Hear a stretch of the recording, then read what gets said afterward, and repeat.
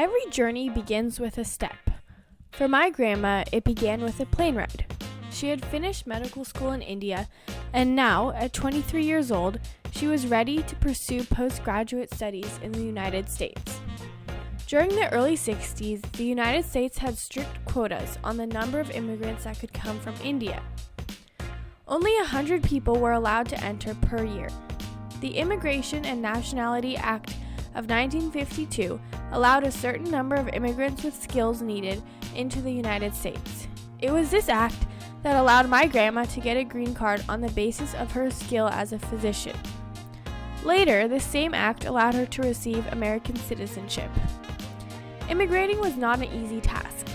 The most difficult part for my grandma was the waiting. After the visa finally arrived, she had to leave behind her family in India, which wasn't easy. Arriving in snowy Michigan from tropical sunny India was another challenge. It was the first time my grandma had ever seen snow, and all she had on was a sari and sandals. In 1962, America wasn't particularly welcoming to immigrants, especially those from Asia. The majority of immigrants during this time came from Italy, Germany, and other European countries. Asian American immigrants were often discriminated against. They were not always allowed to buy property or get certain jobs.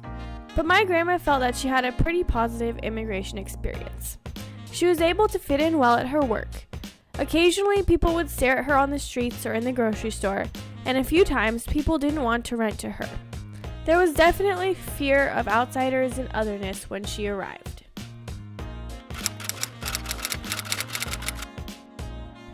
The tides were turning in America by 1965. President Lyndon B. Johnson signed the Immigration and Naturalization Act of 1965. This act established a quota system in favor of immigration.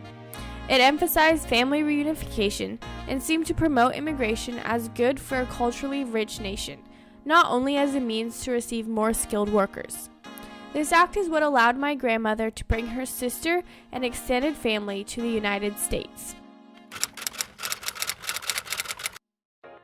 My grandma is very grateful that she was able to arrive in the United States.